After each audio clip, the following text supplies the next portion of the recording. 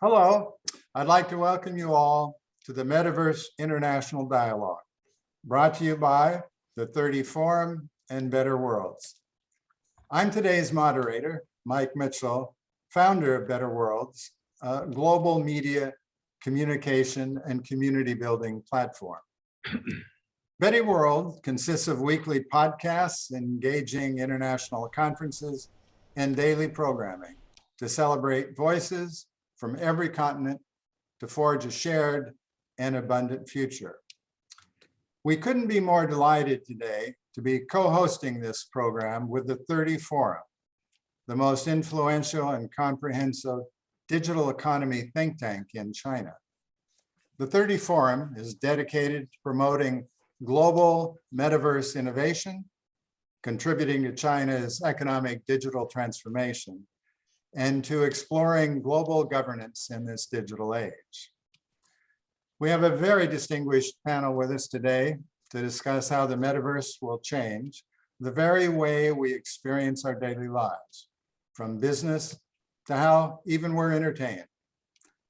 I'd like to begin by having our distinguished panel briefly introduce themselves and tell us about what they're currently working on.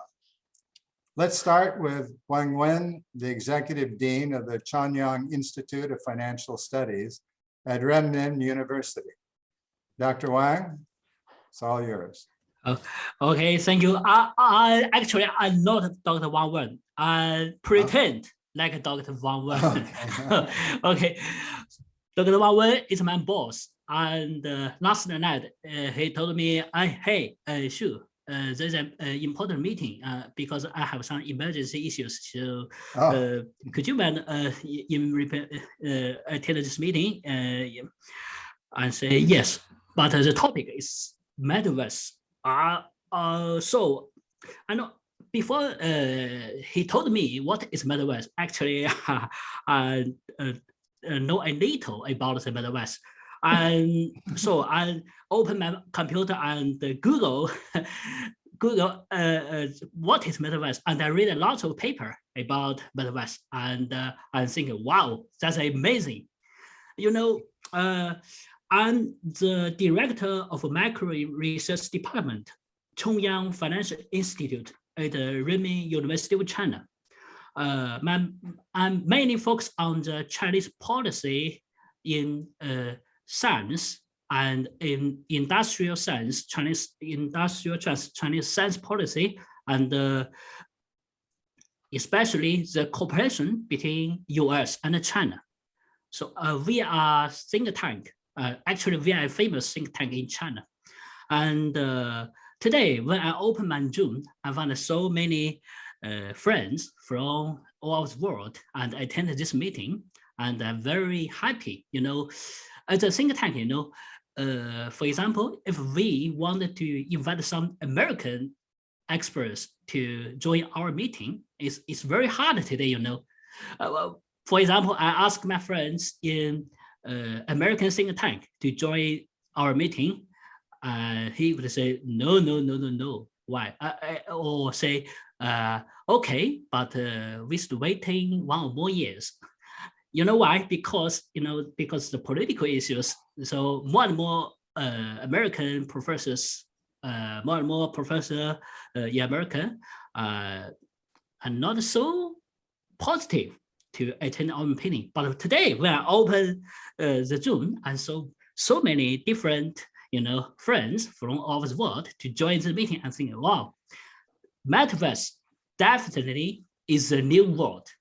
Metaverse definitely is the future, because Metaverse, we are not considering the political attitude or any other things, just a connection and make anything possible. So I'm very glad today to join this meeting. Maybe my English is not so well, but I will say more slowly, and so I think it's no problem. We today we discuss freely. Thank you. Yes, thank you. I will be followed by Deng. If you want to have a. So I'm a how to say? So I'm a very long-term entrepreneur. in the IT area, and for about 20 years. And I have been into the blockchain area almost 2013. And so it's I'm an early attender of this industry in China. And also we have started our metaverse development and deployment in China last year. So we have already developed 3 metaverse. So one is about the, you know, China has a Tang dynasty. So it's a very old and very, very, how to say, very strong period of time in China. So we have duplicated the Chonyang city, which is the capital of the Tang dynasty, into the metaverse. And we also, you know, in Beijing, we also have in Forbidden City and some other places. We have made them into the metaverse. And also we are also try to give a home, a metaverse, super realistic home to every people in China, to give them a home in metaverse. So we have connected with some very big e-commerce platform and some like Jingdong, and also we have collaborated with some top level suppliers in China to help them to make to promote their products in the metaverse. So this is what I'm doing now. Yeah. Excellent. Well, thank you for the very informative explanation. So Chen, could you take it away?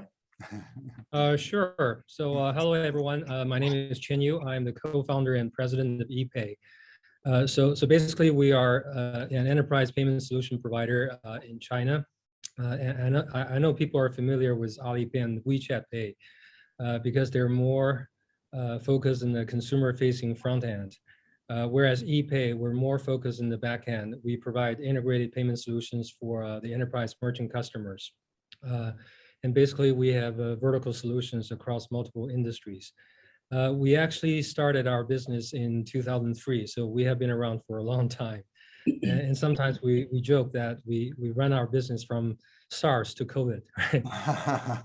and actually, we began our business by providing payments for online gaming platforms and other digital entertainment businesses in general. And recently, we become the leading and dominant payment service provider for the NFT transactions in China. So that's kind of the part that's related to Metaverse. And of course, as you know, NFT in China is actually quite different from the NFT business outside of China because there are a lot of the regulations around it, right? So for example, like all the NFT transactions cannot be based on crypto. It has to be based on fiat money in RMB. So we need to provide a strictly regulatory compliant solution in that area. Well, thank you. Excellent. Next, if we could have, I think, Greg, do you want to give us a little of your background? My name is Greg. I'm the founder for Akash Network and CEO for Overclock Labs. Background, I'm a computer scientist, been a programmer for a little over 25 years. I have a background applied economics. Prior to Akash, I founded Angel Hack, which is the world's largest hackathon-based accelerator. Helped launch a few companies there. The most notable one would be Firebase, which got acquired by Google and became Google Cloud database. At Angel Hack is really where I had access to about 200,000 developers spread across 50 cities. So my last, I would say, 15 years or so have been primarily focused on building developer tooling. And that's my area of specialty. I build tools for people that build tools, right? So, and one of the key problems I noticed at Angel Hack working with a lot of developers happened to be deploying your software. That means making your software available to your users through the cloud. And that happened to be challenging mainly because the highly scalable distributed systems hosting platforms were very hard to use. whereas highly usable systems were very hard to scale. So the idea for a system, a mechanism that can be hyperscalable at the same time, easy to use, was born and conceived while I was in about 2014 timeframe. Not to get too technical, but I got involved into this technology space called container native. Some of the names would be Docker and Kubernetes and technologies that were very early then. Now 80% of the cloud uses them. So I was fortunate to get involved with that community really early and made some contributions and created a company, Overclock Labs, to take that to market. And now, as we were deploying the solution into the market, we noticed most compute in these data centers we were going to was unused. So north of 85% of compute in data centers is not used. So that's when the idea for Akash Network came about, to create an open cloud, an open market for a cloud that can unlock this compute and essentially create a very modern cloud that's highly competitive to Amazon.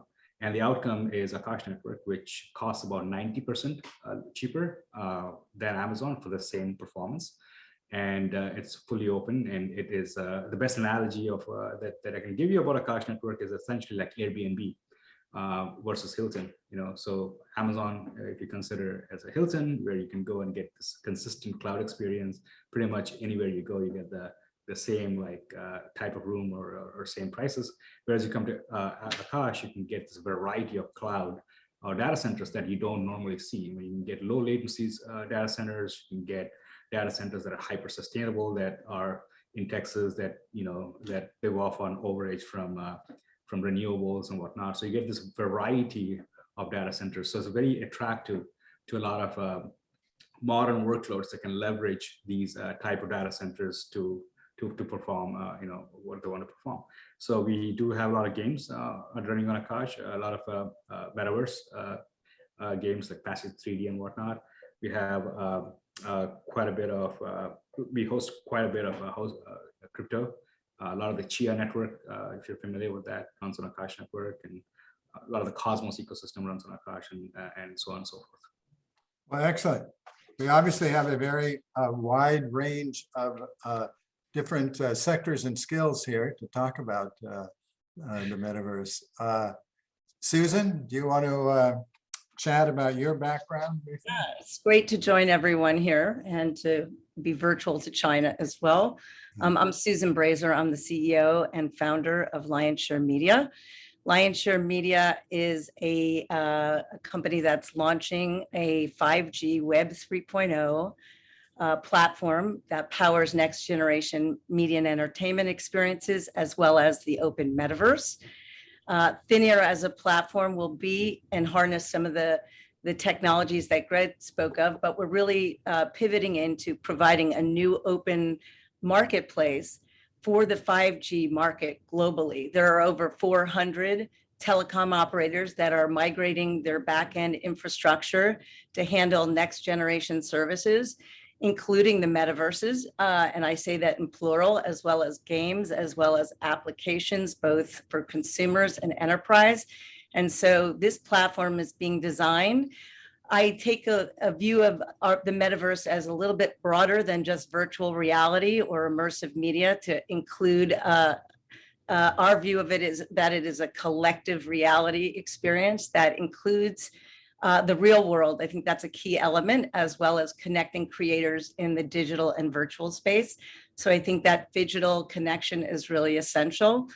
I've been in the consumer facing end of services for my entire career. I started my career actually as a foreign exchange trader for Philip Morris, where I traded the Renmin yuan many, many years ago on the first electronic trading system. So today is, reminiscent of those early days in trading Forex. But beyond that, I have started my career at Apple Computer, where I launched many years ago the first portable Mac, and I launched the first blueprint of the iPad and Siri.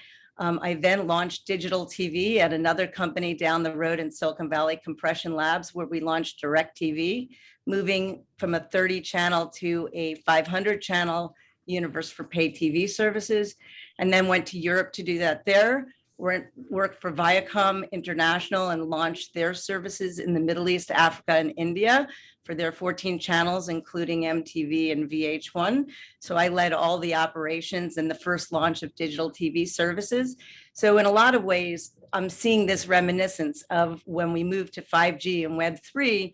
There's a lot of common, issues on launching a next generation service. I'll just share that I jumped into mobile. I launched and was leading the World Cup Venture Fund for the FIFA services. So we had our experience in hands-on avatars and trading cards and all sorts of immersive content betting way back when, way before the mobile devices and services and networks could even think about handling it. And then I was the VP at Virgin Mobile, leading their 3G launch and led their 4G launch at Nokia. The other benefit of working at Nokia in Finland was to be part of the emerging mobile games sector in the world. I guess we were the world leader in that moment. And I think mobile games are still one of the most profitable business areas in the mobile space. And we set sort of early precedents for all these earn to play games with the free to play games, which actually has the use of tokens, leaderboards, and a lot of use of microtransactions. So there's a lot to borrow from that, even a decade ago. So just pummeling back into the metaverse, I think it is a next generation media distribution that includes high performance video, immersive media, live streaming, tokenized social engagement, and frictionless commerce. Well, you've pretty well summed it up. So I guess we can wrap it up. Well done. Yeah. Well, this gives us obviously a picture going from the back end services, which some of you have spoken about, all to the front end consumer facing programs. And Jason, who's obviously a builder of and works in the gaming industry, maybe you can kind of finish this up. Sure. I mean, it's kind of hard to follow I invented basically the internet, but I'll do what I can. Yeah. I've been in the blockchain space since there was a blockchain space, essentially. I originally entered from the perspective of how do we use blockchain technology to fix some of the problems that are endemic to foreign aid. I was involved in disaster relief work in a very few different places, and most notably Haiti, where there was millions and millions of dollars flowing into the country, and none of it was getting to the people on the ground who needed it the most. We were seeing people dying of starvation while shiploads of marble were coming in to build new presidential palaces and things like that. So clearly there was a problem, and blockchain technology presented an interesting opportunity to solve that problem. So for a few years I worked to attack this problem at its roots. I created what was known as the $8, won an award from the Bill and Melinda Gates Foundation and the Global Development Network for that. But in the end, I found that working with governments and NGOs was very slow. A lot of red tape, a lot of bureaucracy, very difficult to accomplish anything, and typically speaking, often unwilling to take the risks necessary to really make a difference. And so this is where I got into gaming and play to earn gaming, and specifically how this is as a fantastic way to connect and build with people around the world in a way to create an ecosystem that allows for the transfer of wealth, primarily from the developed world to the developing world, where people are willing to play and create that seamless transfer. And so this is essentially why I'm here, and I'm delighted to be talking to everyone in Ni Hao, to everyone in China. And it is a wonderful and a privilege to be here with all of you. Well, thank you, Jason.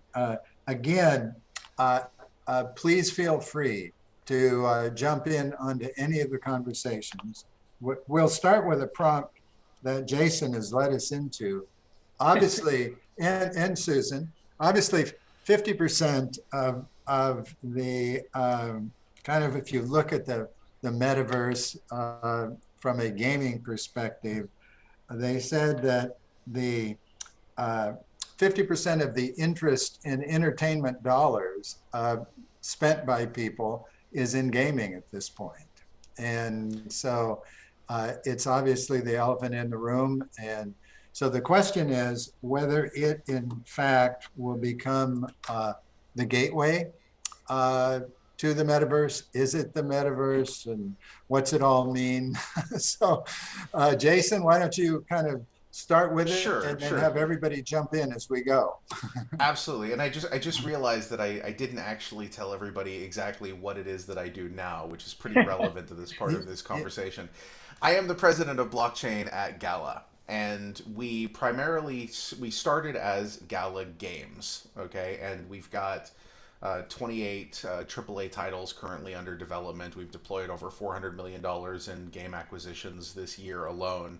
So we've got a lot going on, but we believe that entertainment is much bigger than just gaming. And so we're also spreading into other verticals such as film and music as well. But from our perspective, we definitely, to answer the questions directly, we definitely see gaming as the entryway into the metaverse and into Web3. Everybody plays games. It is one of the most universally human things that we do. You go back to the earliest hunter-gatherers and you will see games that are being played. That is something that we continue. And so for us, the focus is on reducing friction and allowing people to enter into the space as easily as possible and give them actual ownership of their in-game assets and ownership of their gaming experience.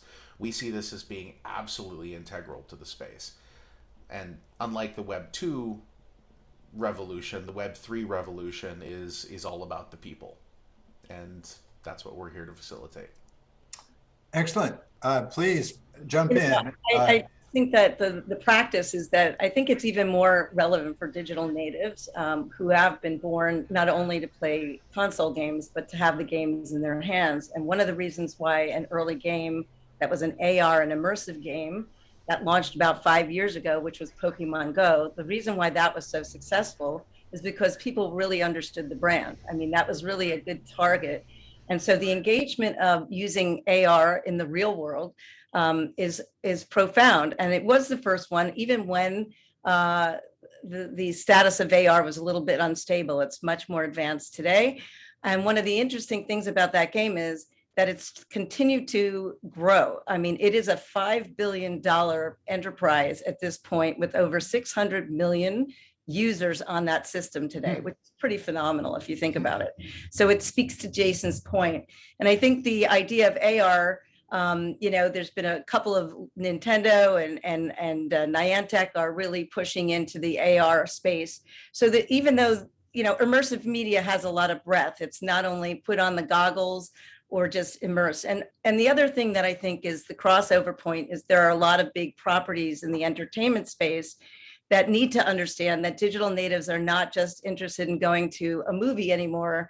They want a continuous, sort of connection with that experience. It should be more immersive. It could be place-based. It could be that you're wearing goggles. But the idea of connecting with that brand on an ongoing basis and getting rewarded for being engaged is a big idea. And that gateway that Jason was referring to, I think doesn't have to be necessarily in a pervasive metaverse, but those games feel like it anyway, right? They're closed or centralized sort of metaverses on their own, and they set the precedent. I'll just leave one more example quickly. Roblox, which has a different age group, it really has a tight age group under 13. They are an enormous company that's been around since 2004. So they're still using non-crypto, like Roblox is their currency. So training people to use that currency and level up and move from one experience to the other. A lot of those digital natives have been on training wheels since they're very young. Yeah, I think you're, and a very important point about a generation that are digital natives. They have an entirely different perspective of the experience. Chen, could you kind of pick up this theme about games and your thoughts, how they relate? Sure. Sure, absolutely. Well, I think gaming is widely seen as the entry point, the killer app, probably the first killer app of the metaverse. And most people, when they look at the gaming world, they probably focus on the front end, on the VR and AR part, that basically the extended reality part of the gaming, right. Which provides an immersive experience for the end users. But coming from a background of fintech and payment, I think our interest is more in the background. And if you look at the long term, I think the appeal of the metaverse of gaming to the users is that it really provides an economic system. If you look at the backend technologies, if you look at the blockchain and more specifically the NFT technology, they really provide an economic infrastructure for the metaverse. So basically you can build this play to earn model for a lot of the gaming platforms, and that actually become a long-term reward system for engaging the users. And I think that's basically makes the metaverse gaming so attractive. And based on the NFT transactions we see today, a lot of those NFT transactions are still standalone. They're still not tied into the metaverse. But in the long term, I think the NFT collections will become an integral part of the metaverse. And this is the trend that I think will become dominant in the future. Excellent. I think Greg, I think it's beyond just entertainment value. I think there is a lot of value in driving behavior using gamification, right? Like, so for example, we in our case, I'm a gamer, still play games, and but I also designed educational programs that are gamified, right? So for example, we taught people on how to use Akash Network as a cloud using game mechanics, using points, using badges, using all these amazing things. I think games can go beyond just entertainment, and I love to learn while getting entertained, right? So I think that's a very powerful construct people that we explored and exploited a lot more. And I think with the adoption of metaverse and I would say, like, if you look at games like Step In and whatnot, right? So Step In is this new protocol that would literally give you tokens for walking, right? And that I would assume is a gamified way of driving behavior. So I think a lot of these are just going to be norms, and games are going to be so integral for society as to how we live and thrive. Yeah, they become, I think your point, they become kind of an incentive, psychological structure that people then can build on and use it as a tool. Danny, do you have comments you'd like to add, please? I can add a few comments about the relationship between the games and the metaverse. China is a very big country with and also a very big game country. So we have a lot of very successful game companies, and they are making huge money. So maybe half of the China's internet profit go to the China's gaming company. So they have no motivation to do metaverse. You know why? Because the game is too profitable. So a lot of people they also ask us, what's the difference between the metaverse and the game? Especially a lot of games, they are very good video quality, and a lot of it's also very immersive. So how can you tell the difference between the metaverse and the games? This is the big question we are facing in China. So I think there is no very simple answer to this question. The game is definitely is maybe the early stage of the metaverse, but from a game to a very idealistic, very pure blood metaverse, there is still a long way to go.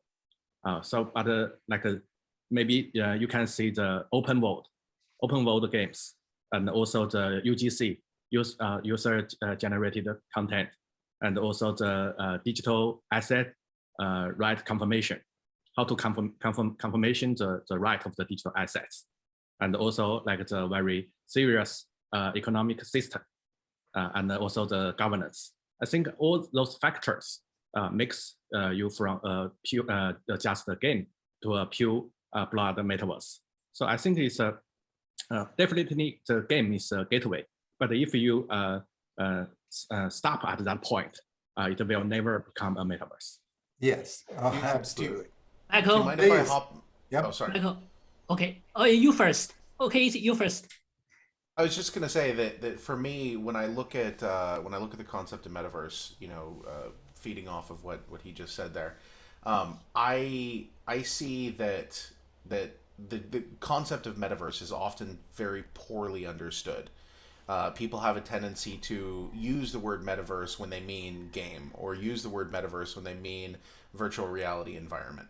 And if you, I don't want to be the guy that says, well, did you read the book? But if you go back and read Neil Stephenson's Snow Crash and look at what the metaverse is described there, and even pick up some of the hints to, as Susan was mentioning, some of those different phygital, if you will, interactions that can exist between the digital world and the physical world, you can get a much bigger picture of what the metaverse can be. And it involves persistence, and it involves interoperability, and the ability to flow from what I refer to as mini-verses.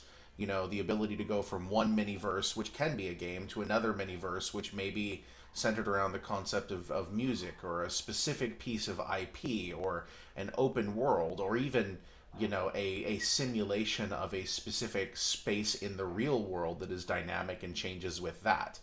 I think an augmented reality projection on top of the real world. I think that once you begin tying all of this together in a persistent way in which users can access and own freely, that is not a walled garden, that is not owned by a single company or a single entity, Right. You begin to see what the metaverse can really be. Actually, I just have to throw this down, that's exactly what Thin Air is intending to do, to provide that ecosystem. And we're building the infrastructure to support it. But one of the things that you just hit on that I think is most important is also the spatial web, right? We're moving into, it's not just Web3, there's a full stack there that has the logic and the interface, as well as the data layer. And often when we talk about blockchain, we refer to it as, Web3. I like to think of it as Web 3.0 that has a media stack, a web stack, a Web3 stack, and a data stack, and they're a little bit different, obviously. And so when we're building that infrastructure, a lot of the backend infrastructure, and this goes to Greg, a lot of the existing infrastructure to power that kind of open, decentralized. It's easier to do a centralized, multi-platform distribution, which is really what Web 2 has been about. The migration to Web 3 is not hypothetical. It requires a lot of new infrastructure and delivery tools to get that peer-to-peer interaction. I think pervasive and personal is the other issue. I mean, people imagine that all these immersive, a whole world of new immersive activities, but the truth is you need to have real-time, immersive, and scalable and very cost-effective streaming and services that are intelligent in order to serve that. So that means that the infrastructure is very key, and that's what's really behind enabling any form of the true metaverse that is what's thrown out, by Meta for sure. Even though his is a closed environment, the rush to get to an open environment has a whole, if you're in, integrity with that, you have to have a whole set of new tools and devices and capabilities to achieve that. Please feel free. You want to jump in, Lou? Yeah, okay, thank you. Thank you, Michael. And I agree all of you, but I think in China, there are three very important things about the metaverse game developing. The first is, just Greg said, low latency data center is very important. But in China, low latency and low cost data center is very important. The cost is key to development of the metaverse game. Metaverse game need lots of GPU and a lot of computing power That's need money. So the cost of the data center is a key to decide which kind of company will grow. And the second is Greg. I totally agree with Greg about Metaverse game, and especially the education program. For example, this is a book about linear algebra and its application, read by David Lay, especially in mathematical math education in China. If we have the Metaverse game and a lot of math, then the math questions can teach more funny, and the students can learn more happy. When I read this book, I'm crying. It's too hard to understand. But if we have the Metaverse, tools, and if we have the virtual reality glasses, and the math will be more fun. So I think the key is education programs, especially in China, because the regulation will more relaxed. And the third is, I don't disagree this sentence about gaming is a leading form of entertainment in the world for people under 50. Actually, in our family, my grandfather, plays games all day, and about use half of the pensions to play the video games, the internet games. Our young people haven't so much time to play games. We have to earn money. He have money, he have time, and he play all the day. So in China, maybe we have different stories. If you wanted to into our Chinese market, you should considering the old people who maybe is loves the games most. Thank you. I love that. Yes, I want to second that. Often people forget the old people, and yes, we still need to be remembered. But any event, for your cognitive function, right? Like playing games actually helps you better be more active cognitively. That helps you with Alzheimer's and a whole lot of diseases. So it's recommended that actually people do it. And I agree on your point. I mean, low cost is extremely important. And the thesis of Akash Network is to lower cost, and the outcome is 90%. And we'll have GPUs by next quarter, and the goal is to offer GPUs maybe even at 20 to 30% cheaper than the cloud. And a big source of the GPU is proof of work mining. Ethereum moving off proof of work to proof of stake is going to unlock enormous amounts of compute power that's out there. So we'll be ready to by the time that switch happens, we'll be ready to go. So I'd love to talk to you if you want to. That's what I do. So use cloud. Yeah, part of the point of these panels are for people to connect. I mean, so you guys, we will send everybody's WeChat and I love get everybody connected. If we could move on to another topic, you all mentioned a couple areas that are quite interesting. One is this issue of the virtual classroom. We've all, if we've have children or grandchildren, we've seen them go through it the last 2 years. And let's talk about it in the metaverse. And also, Susan brought up Meta and Zuckerberg's vision, the social kind of immersive vision. I think both of those we should explore a bit. So you're on, go for it. I just wanted to, the classroom concept, and Lou was talking about, how the linear algebra book makes him want to cry, and that I completely empathize with that. But I think one of the interesting things here, and this ties into that, is this concept of cost, right? And Greg works really hard to reduce the cost, and I think that Ethereum switching off of proof of work is going to be fantastic for the GPU market globally. But what's interesting to me is how the cost of education can change when brought into a digital environment. You know, when you think of the concept of educating in the metaverse, right? There really isn't a better place to teach groups of students some of these difficult concepts that are difficult to teach in reality through project-based learning and having the ability to, you know, run a physics simulation in which you're actually able to stand in the middle of, you know, the solar system, you know, make adjustments. I mean, these are the sorts of things that, you know, you allow people to really get their hands on stuff, and it will really change things. And if you, if anyone were as a state to prioritize building of digital education, and China is one of the few states in the world that could do something like this, to prioritize digital education and to say, look, we need GPUs to make this work. We need GPUs, we need infrastructures A, B, and C in order to make our educational view for the next 25, 50 years come true. That's something that you guys can do. You are in an amazingly unique position, and I would love to see something like that happen. Maybe Greg can help structure it all. Love to help. Love to help.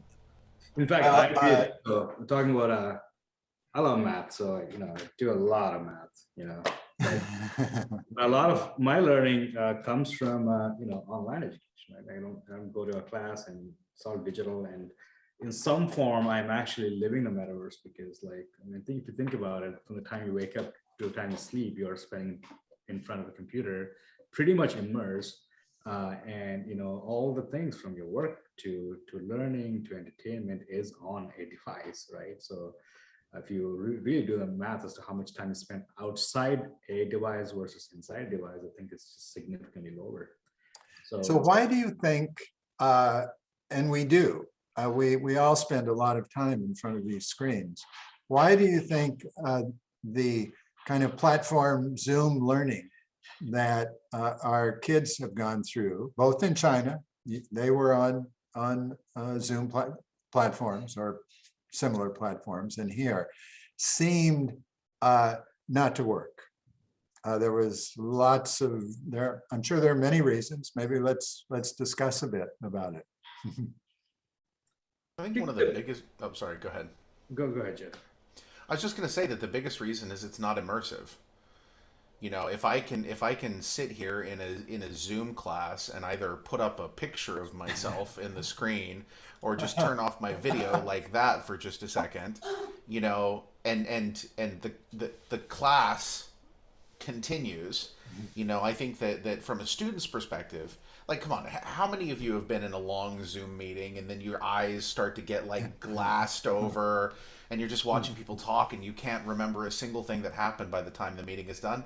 Everyone has been in that situation. And then from an educator's perspective, like, kids are difficult enough to deal with when they're in a classroom and you can like tell them to stay in their seats and pay attention and look at the board. Like, how hard must that be when you're looking at just a sea of little tiny squares and you're trying to teach on a little board? It just doesn't work. It doesn't work. There's no way to make it immersive enough for people to really dive into. And I think that's the key problem.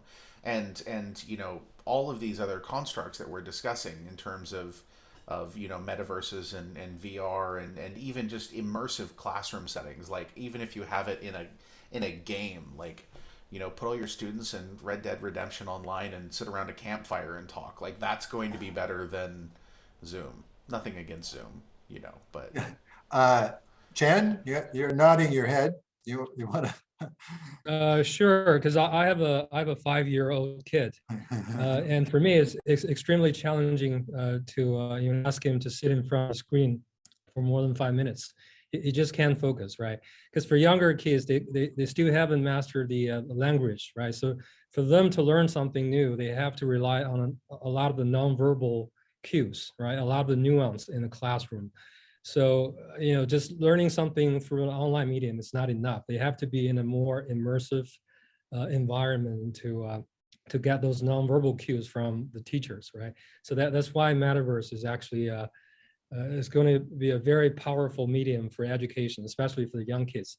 And I think education is also related to the topic of gaming, because we're talking about gamification of everything, right? So gamification of education is actually one of the key trends that we see today, especially if you want to make the educational experience more engaging for younger students. You need to make your education, your courseware more entertaining, right? So that's why I see Metaverse is actually going to be another powerful catalyst for education. Excellent. Susan, your thoughts? No, I think that the idea of stepping, over the decade, it's going to take time to make all this accessible to all these courseware, and country by country. I'm actually working in India at the moment with Hungama, which is a major entertainment and Bollywood studio, and they have a whole education track. And it isn't necessarily that it has to be all immersive in terms of VR or AR. I think it could even be interactive video, or 4K video can be very immersive in some ways, or it could be on the phone. I think in certain markets, having a phone device, which is largely what people are looking at, not necessarily PCs, there is this opportunity to step into interactive or shoppable or even AR experiences that precede the metaverse for education. So I look at the 2020's roadmap as a way of, and I actually think that the incentives on a microfinancing basis, which can transform into the earn to play, or even the free to play, which has its merits as well, because they do both have rewards. They're very similar. Both of those, all of those services are going to engage kids for learning, leaderboards, all sorts of Web3 tools that are a little bit more dynamic, a little bit more real-time and spatially aware will help. And I think the idea of the virtual digital classroom globally in that realm is also interesting, just like this panel. It's interesting to share cultural, and I think that we don't do a lot of international and connective, there's the odd program, but I think if we could just share more, I think it would really be establish a better communication base for education as a whole. Yep. Yeah. Okay. I would like to share a story about the digital classroom, about the teaching online. And the key is feedback. The key, kids, children need immediate feedback when they learn things, so they can focus their attention to learn things. Actually, as you mentioned about, we have seen experience with virtual music festival now, but actually about 10 years ago, when I work in the National Performing Arts Center of China, we have used the virtual reality tools to teach kids classical music, traditional Chinese music, and opera. And we found that question 10 years ago. At the beginning, we teaching kids the Puccini's opera, the Turandot, Mr. Butterfly, and the Puccini's opera, the kids, when we use the PowerPoint and a teacher stand in front of them and introduce the Puccini's opera, and the kids, don't have any interest about Puccini's opera, because kids like more like the popular music, like the the rock, the cool things. They think the Turandot princess is ugly, because they're not cool. So at that time, we introduced some virtual reality tools. So we need the kids to design the princess, the princess, especially in the heart, what the Princess Turandot should like. And we found, the kids slowly fall in love with the Puccini's opera, because they can make it work better. They can change the Puccini's opera. They can change the Princess Turandot's future. So I think the key is the feedback, especially if the Metaverse education programs can let the kids to play the main role and become the king of the classroom. I think the story could totally different. Thank you. That's my story. No, this is very, very interesting. If we can, I'd like to move on to another topic. It was mentioned about Meta and the kind of social immersive view that's in some quarters. I'd love to see your comments about that. You want to start, Deng? Sorry, No, Danny, do you want to start your view about the social? Danny, social platform. Yes, about Meta's view, Zuckerberg's view of the metaverse that he's been pitching. Yeah, I think it's the Facebook's way. So Ro has changed the name to Meta. I think it's still away from the I said the pure blood metaverse. So the Zuckerberg is a very he's a very central minded or a lot of he likes to control. He wants to set up his own empire. So with all his own device, his own operation system, and his own content.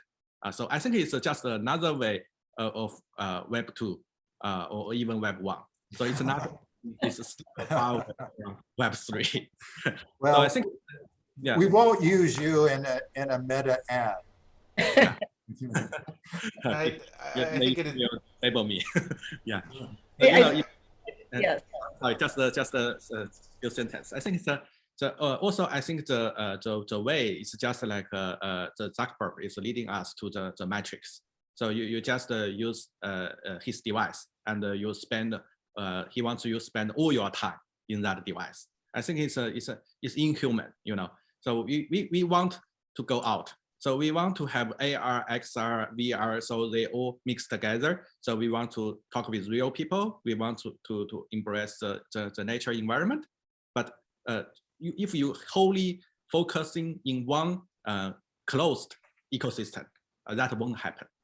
So I think it's the Meta. It needs to be to rebuild itself, to make the whole infrastructure from the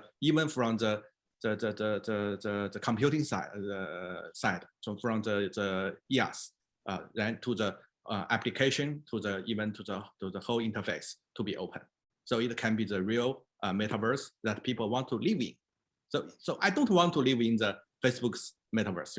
I feel unsafe. I feel it's just I'm his slave. So it's a very bad image at this period of time.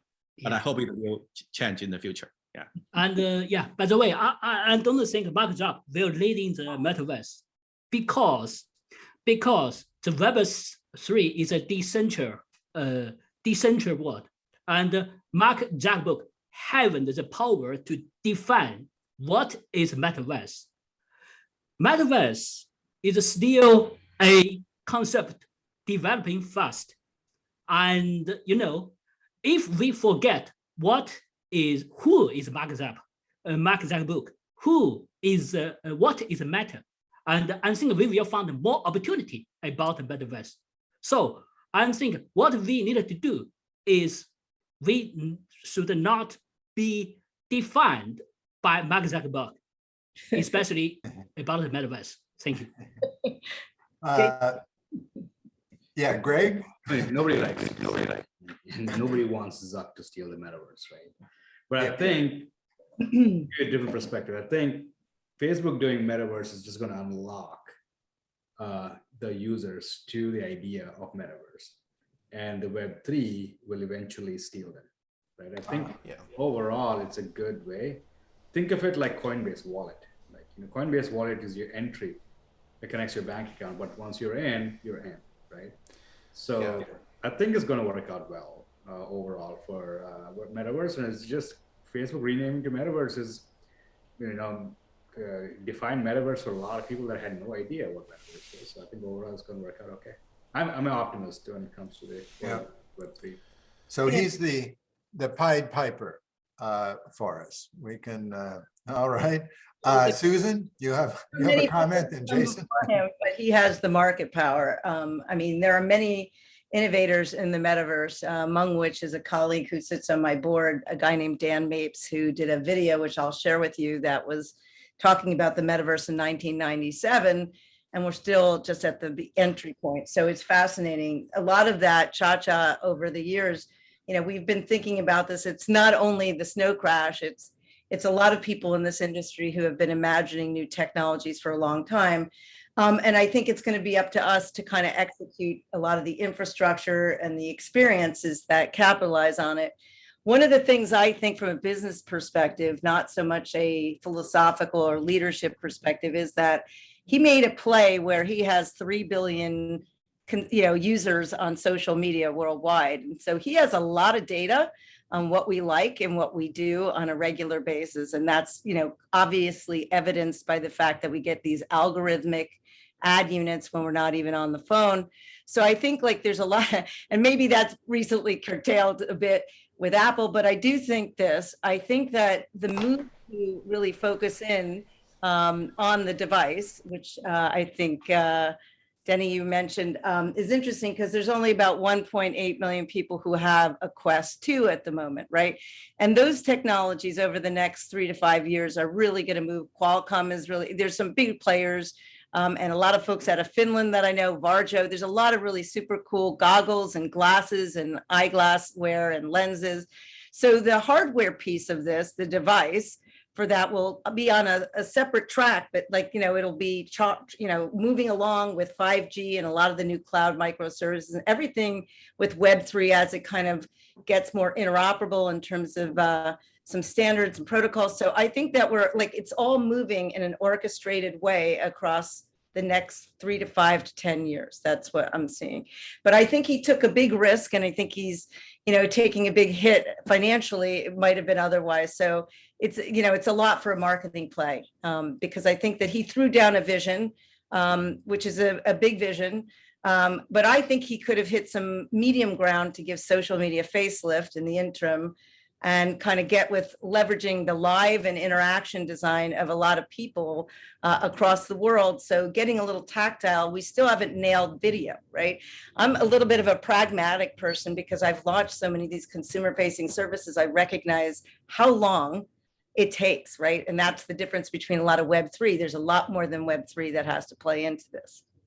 So, when at the 1984 Olympics, we were the test bed for email, and absolutely none of us used it because we really couldn't figure out what it was good for. And so it takes a while for the psychological element to match the equipment element and the software. And you're making that point. They're on different tracks. Our psychology's on one track, the way consumers uptake something, the equipment's on another track, software, all the back end, they're all on different tracks, but they are fairly, because of economic incentives, they are going to merge relatively quickly. I think they're converging now, and I think AI is a great example of that, because we move machine learning to a lot of different levels of AI for different functionality. And as it goes, it'll affect your avatars, it'll affect the way you move through the navigation. You want it to be seamless and personalized and frictionless. So there's a lot. I think of it as the converging emerging media roadmap, and that's what we're on. Okay. Chen, you got a comment there? Yeah, I think everyone has pretty much spoken everything about Facebook. I just want to add one thing. I think everyone remembers there's a photo about a smiling Zuckerberg walking down the aisle in a theater of people, full of people clad in the Facebook VR device, Oculus, right? Right. And I think it's a terrifying photo that's showing the dystopian future. Right? The irony, the biggest irony is that Facebook Meta has become the champion for Metaverse in a corporate world, at least. But this is exactly the model that we're trying to move away from, because Web3 and Metaverse is all about a decentralized, platform. People can take back the control of the UGC. But whatever Facebook and Meta represents is exactly the opposite of that.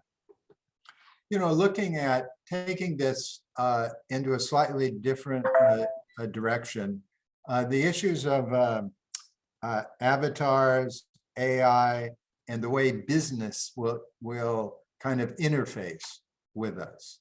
What are your thoughts about when we think of points of CRM, the businesses trying to become more efficient, looking at moving into more these virtual spaces and avatars? You all go through the issue of calling a call center and trying to deal with whomever you're dealing with in a call center. Is the business side of the metaverse and the customer relations side, how quickly is that developing and where is that going? Anybody take it away? Okay, I would like to share some stories. I'm more like to share stories instead of to explain. You're our storyteller. Okay. Actually, you mentioned avatar. Avatar technology actually impact my life, a lot.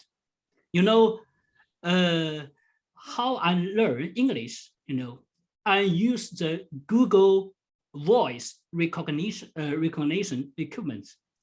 First, I speak to Google.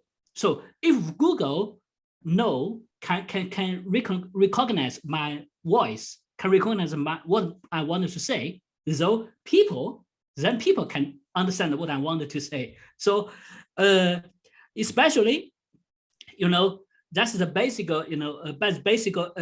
basic logic about how I use avatar, especially as a, artificial.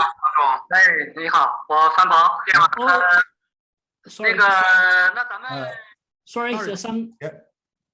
Okay. Danny's going to cut it off. Okay, I'm a PhD in artificial intelligence.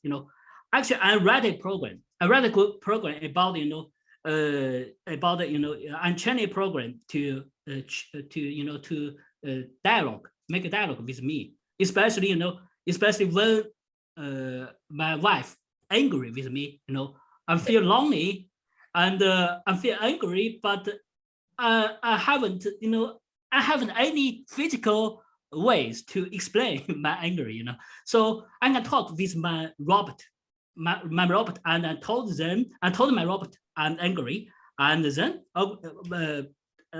my robot will share some interesting information, interesting data, and especially the pictures, the happy times of my life. To me, so I will my inner peace will emerge, So from this perspectives, avatar will play a very important role in the future, because people always feel lonely, and lonely is the biggest market in the future. So I'm thinking the avatar technology. The first is human computer interaction technology, and the second is the voice, the voice and the language dialogue robot. These two kinds of technologies are very important, and also have a huge market in China. Chinese people don't like to talk with other people, because of our culture. But I would like to talk with my robot. Talk anything because it's safe, Thank you. All right, let's carry that thought further about the avatar. He took it in a little different direction than I was talking about, which was more the business side. He took it into the personal side, but it's just obviously as important and probably perhaps more important in the end. But please, Chen, you want to talk about it? We'll go around the table. So can I share? Okay. Sorry, please. Well, go ahead, Danny. Okay. Danny? So I have another meeting, so I want to share some my experience here. So first, I think we mentioned about the digital human, about the avatar. I think the digital human will surely become the application of the Web3. So in the Web3 world, there will be no more so many apps. So you just need a meta-human to help you. So each brand, each brand, they will have their own meta-human. So maybe in your house, you will have a Microsoft digital human there. You will have a Google digital human there. You will have Zuckerberg here. So you will talk with them and ask them to solve your problem. So I think this will be a very huge industry. So meta-human will surely be the key killer application in the metaverse.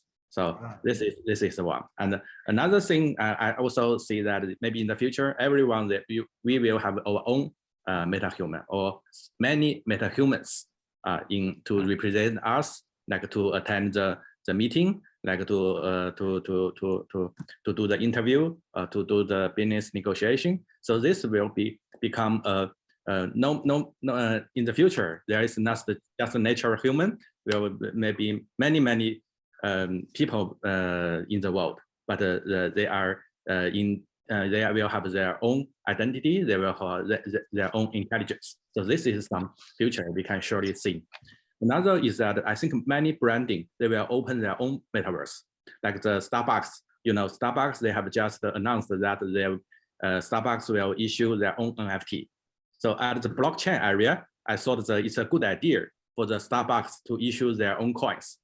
So if the Starbucks issue their own coins, maybe they can build a very good infrastructure for all kinds of the applications, like the social platform, like you maybe have the dating platform, many platforms you can using the Starbucks coins to do. But using the NFT, Starbucks also can create its own metaverse in the future.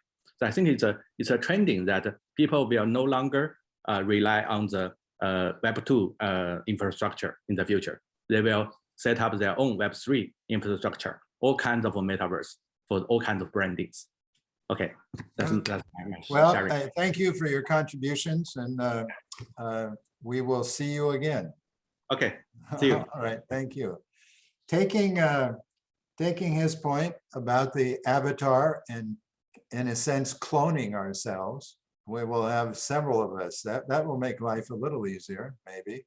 Do you want to comment on that? So one of sorry, you go. Go ahead. Chen, well, oh, sorry. yeah, let's have Chen go first, and then Jason, and then Susan. Sure. Okay.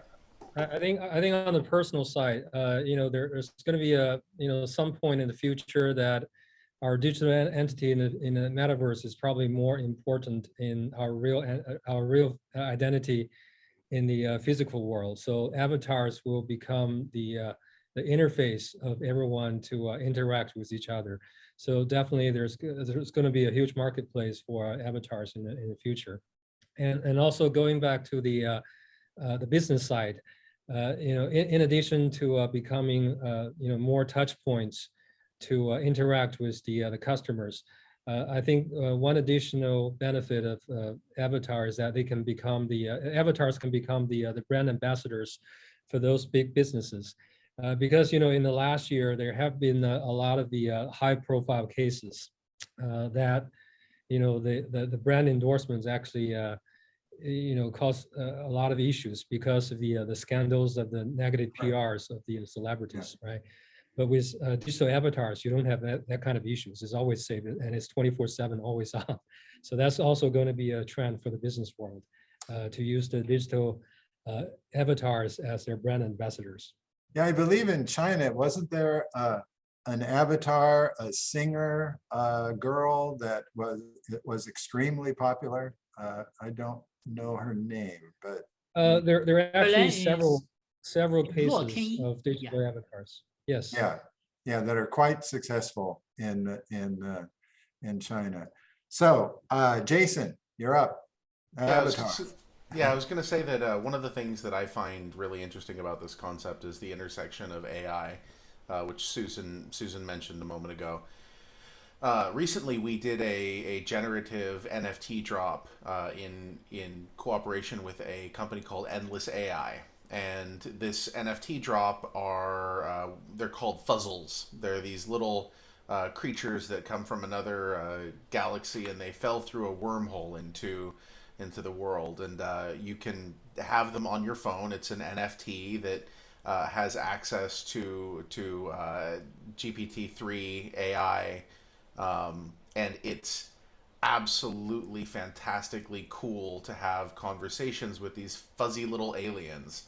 And, they say some weird stuff because the AIs are still learning, but that's one of the things that I find most fascinating about this. I mean, your phone, if you pick up your phone and you go to type a message, your phone knows what you're going to say about any given topic. There's such a massive amount of information has been collected and aggregated that it's not a stretch at all for an AI like this to pretend to be you in certain circumstances. And I think that you are going to see a lot more of this going forward in the future. Automated responses, like simple emails that can get automatically responded based on, all sorts of different criteria. I mean, we're gonna see a lot of this in the future. Yep, Susan. I want to see that NFT drop. I'll just give you the distance that we've come. In 1989, I worked on Knowledge Navigator, which was the blueprint for Siri, and it didn't really launch until like 2011, which is pretty crazy. And I'd say to you that the vision we put in the Knowledge Navigator video that you can find online is so far further than what we have today for Siri. So I think that it's interesting. There's a lot more competitors. I think some of the technical things that are coming up are being worked on, and ironically, in one of the labs that Facebook is, a reality lab in Pennsylvania, they're working on codec avatars and a thing called physics avatars. And part of it is that the avatar could be like in the game today, Decentraland, or a simple game that you do, Jason. The avatars are moving around and they're like little game toys, right? But the idea of getting a lifelike and an avatar that really smiles like you do, or kind of has a certain gestures that you have, that idea of being very authentic and having a social presence that people identify as yours, that's like the nuance. I think the other thing that I've learned, and I learned this from listening to Elon Musk about his driving, driverless cars, is that, the digital being, if you will, has to interface also in the real world. And that means they have to have some advances in computer visualization and physics. So how they move. And I think that, we can get machine learning, we can get a lot out of where we are today. There will be that emerging trajectory that we talked about. But I want to put something together. One other point is commerce, which is kind of a big play. It's not only the person in the store. I would love to have an avatar that's been 3D mapped so that they know exactly what I look like in my dimension. So if I sent them into either a virtual store or a real store, I could try on clothing either way, and know how it looks, right? So the more lifelike it is and the more it knows my exact fitting. And I would love a digital stylist to come with me, right? Like as somebody who's going to give me advice on that. I think the other area of fun is thinking about driving a car and just test driving cars. So it's very inefficient. I think the avatars are going to really transform our lives into a more efficient. So I don't have to go to every dealership. I don't have to go everywhere. And I think that the idea of sending somebody else in and relaying it back and seeing how I feel about it, that's a real time saver. And of course, I'd love to be in many places at one time. So there it goes. Well, we have only about 15 minutes left. And what I'd like to do is have each of you address a couple questions. So looking at the metaverse, do you see these changes being incremental or transformative? And what kind of timeline? We've been talking about timelines here and various services. So Greg, do you want to start with this topic? Yeah, I mean, so it's an interesting question. I personally know people that spend more time in VR than in real life. And they do that because, well, they're artists and they do a lot of art in VR. There are certain professions where, you know, VR is amazing, you know, and you get immersed and you get a different type of experience that you can't really get in real world, because after 20, 30 minutes of immersive experience, you forget. That's your new reality, right? And then they usually, and they market their art in these worlds, virtual worlds, and they sell them and they make money. So their entire life is shifted to a virtual world. For people like that, it's transformative, like it's here. Right? Well, for us, we don't really, I mean, for non-artists that are not doing NFTs or anything digital in nature, for us, it's going to be incremental, I think, right? So I think we're slowly like for me, I like playing games, and for me, when I play games, it's like turning off my brain and going to a different world, right? And an immersive game is very different experience, and once you're inside for 20 minutes, you forget, right? I think that for when we find more activities, and that's going to be incremental, right? That are going to go and offer immersive experience, and then incremental now and transformative very quickly after. It's going to be exponential later. Yep. That's my take. In timeline, I would give another 5 years, I think. 5? Okay. 5 to 10 years. By the time you'll be spending more time in immersive than non-immersive. It's my take. 10 years is we've had smartphones for a decade. So it's that kind of perspective, pre-smartphone. I think what's interesting to think about this is that I don't see why it can't be both incremental and transformative. I mean, when you talk about smartphones, okay, smartphones are a fantastic example of this because, 20 years ago, these are things that quite literally did not exist. And at the very beginning, they were terrible. Like absolutely awful. Like if you think back to the first BlackBerry that you had, right? And how terrible it was, how bad the form factor was back in the day, how crap the OS was.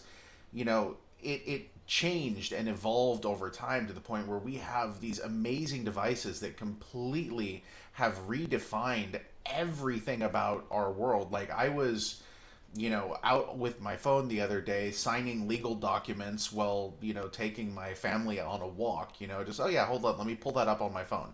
Done. That's a transformation. That's an amazing change, and I think that we're going to see more changes like that.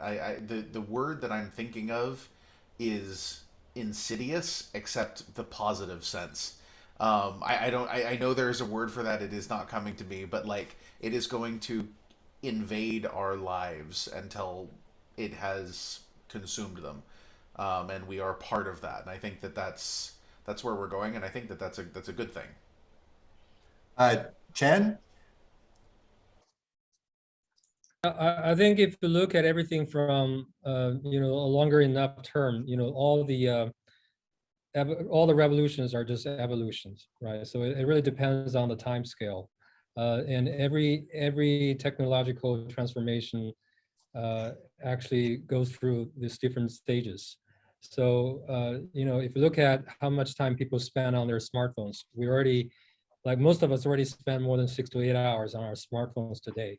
So what seems to be the oddity today might become the normalcy in the future. So I think it's not hard to imagine 5 or 10 years from now, people would spend more time in the metaverse than they spend the time in the physical world. Susan, your view? Yeah, I'm tipping in that there's a couple key milestones to throw down that I think are going to affect things. And by 2025, 60% of the world will have access to 5G, so they say. So let's just put that on the map. I think even inexpensive phones in India and China China might even be moving faster with 5G, and certainly in Africa as they put it down. So I think that that is going to be a milestone that really kind of reaches a certain amount of coverage. I think 2028 is when you're going to start to see really a lot of these new devices very solidly in place for visuals. And I think that, whether it's a Google Glass or, glasses or lenses, like I said before, I think the consumer electronics components of this are going to be key. I think the Internet of Things that signals, a lot of sensory information is also part of the mix that we didn't really talk about as much. I think that those pieces are all going to come together, over the next 5 years, 6 years. But I think the devices themselves, the phones and the browsers have to evolve with this as well. Because I don't think it's going to be your same old marketplace apps. And I think, whether we think it's a human and no need for an app, or whether the browser changes so that you're sort of owning your own Web3 media format, which becomes the new app, which is what I think is happening. And that container is very porous and allows you to do immersive media as well as all sorts of other smart maneuvers. That's what I think is happening. So I think it's a fast decade to 2030. And I think we're all going to be really actively involved in making it happen. So thanks for inviting me to participate today. We still have one more question. Crypto crash today. So, trying to push a proposal here while we're talking. No, that's all right. Hard trading for a USD pair. So we'll be done here in a few minutes. Yushu Liu, do you have a? Okay, thank you. Actually, in China, there's 3 keywords about the timeline of Metaverse. The first word is about the concept of Metaverse. Actually in China, we still have different definition about Metaverse. So, for example, digital twins. China use lots of digital twins technology in manufacturing industries. So actually, this is a kind of Metaverse technology. So it's decided how we define what is Metaverse. The second is regulation. Actually, our government still haven't a clear attitude about the Metaverse. So actually, we still waiting more clearly attitude about the regulation of our government or the attitude of our government about the Metaverse. So still need time to see the future. And the third is humanity. That's the very important thing about the time of Metaverse. As you mentioned, you asked a question, will business meeting move from this Zoom format into more immersive experiences? My answer is definitely, absolutely not. Why? For example, when I have a meeting on the Zoom, use the Zoom with my boss, I try to keep distance as far as I can. I don't want to do, so immersive experience with my boss, especially when we have a meeting. People need distance. People need distance to, to keep a distance. Need a private room, and that's humanity. So this thing is not defined by, it's not technology questions, it's humanity. And answer your question about the timeline of Metaverse, I think it's just you married someone. When, at the beginning, you ask your girlfriend, should we married? And your girlfriend could answer you, honey, we need some time, need that feeling, the feeling about it's time. We need to get married, so we can get married. So at the beginning, the timeline is not clearly, but step by step, so one day your girlfriend just told you, honey, I'm pregnant. Now we should get married, you know? So, so now about the timeline is about we don't, it's harder to define, or it's harder to say which year will become the key event of timeline. But the metaverse is developing step by step, and each day is a timeline. So anything is possible. Thank you. Well, it's hard to follow that up, but we will try with one last question. If you were advising a young person today about getting involved in the metaverse, in what place, what sector, what element how would you advise them? So let's start with Jason, and then we'll go around the table. Well, my answer is going to be a little bit different here. I mean, I know that everyone That's the expects me point to of say, having panels. Right, I know, right? I know that most people probably expect me to say gaming, but I would say get involved wherever you're passionate. You know, there's every single sector, especially in the metaverse and Web3 spaces, every single sector has infinite opportunities for you to jump into a community and start talking to people and start learning, to start building something. Jump into anything that makes you happy, whether it's gaming or music or film or infrastructure or anything that makes you happiest. Jump in there, join a Discord, start talking to people, start building something, learn to code, make a thing, and just get involved. Because right now you're still on the ground floor of this, and this can define the rest of your life. So start today. So you mentioned learn to code. Is that a key entry point for you? No, I don't think it's a key entry point necessarily. I mean, obviously people, I don't code. Like I can if I sit down and like hurt my head to do so. But, you know, there's plenty of ways to get involved without that. But I think that if you are inclined, this is a great time to learn. And there are educational resources out there to walk you through it in ways that have never existed before. And so take advantage of that opportunity while you are young and your brain is still squishy and can soak stuff up. There you go. Greg, your comments. Sorry. If you were trying to push a proposal. Yeah, if you were advising either your younger self about getting involved in the metaverse or your children, what would you say? Oh my God. Yeah. To get involved in the metaverse? Yeah, I mean, how would, if you were... I'll be automatically involved. I don't think I need motivation to get involved. I think it's one of those things that, you know, it's going to be so natural, right?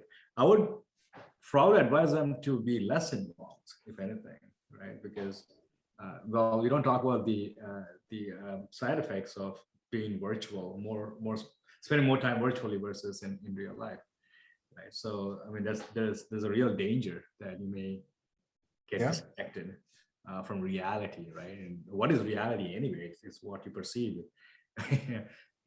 What you perceive, right?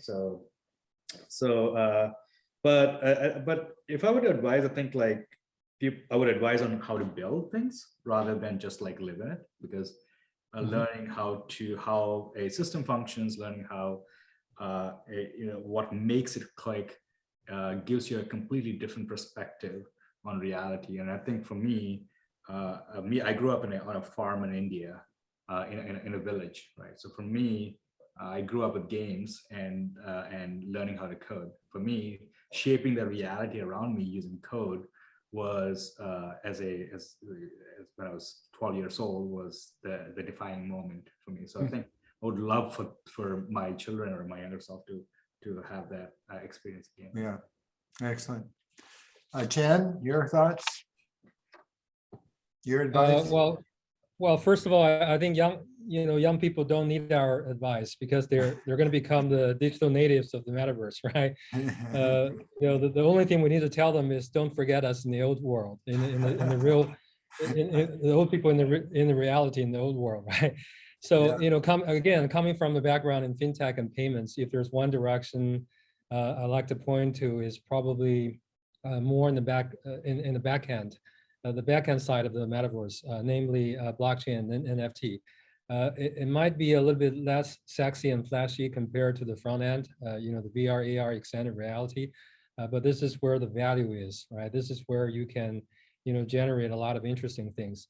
And also, I think the future of humanity really depends on on our collective imagination. And if you think about the metaverse, it's really a technology that frees our imagination from the physical constraints of the real world.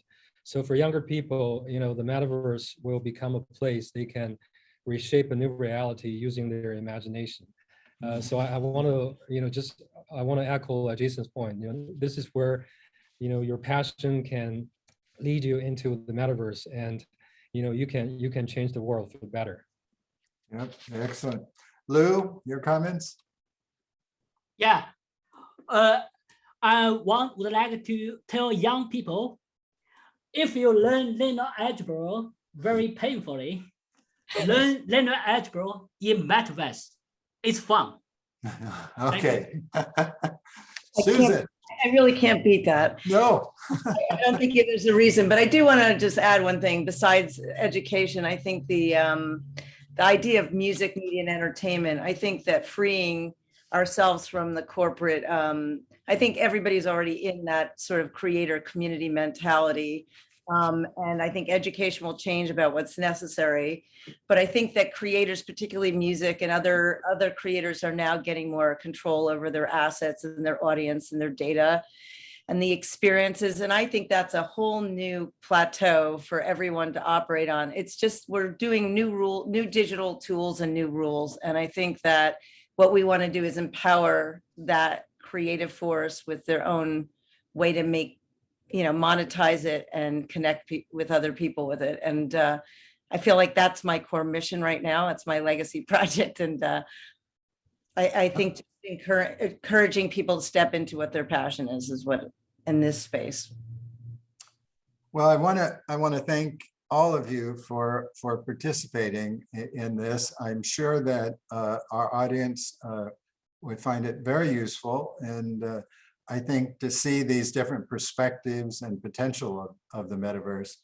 I just want to end with one comment from my grandmother, and it has to do with the metaverse going through so much, our lives going through so much change and transformation. My grandmother was born in 1883, and so she was born before electricity, born before cars, before airplanes, all of what we imagine to be the modern world.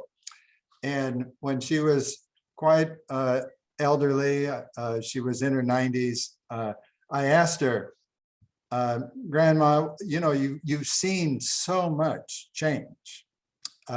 What was the biggest issue? How did it impact you? And she said, my skin. So you go through incredible transformations. The human is very malleable, very capable of absorbing and changing and morphing into wherever we're going. So to my grandmother and her skin, and to all of you, I wish you good night and safe travels. Take care. Fantastic. Thank you so much. Thank you. Thank you. Yeah. Well, thank you, everyone.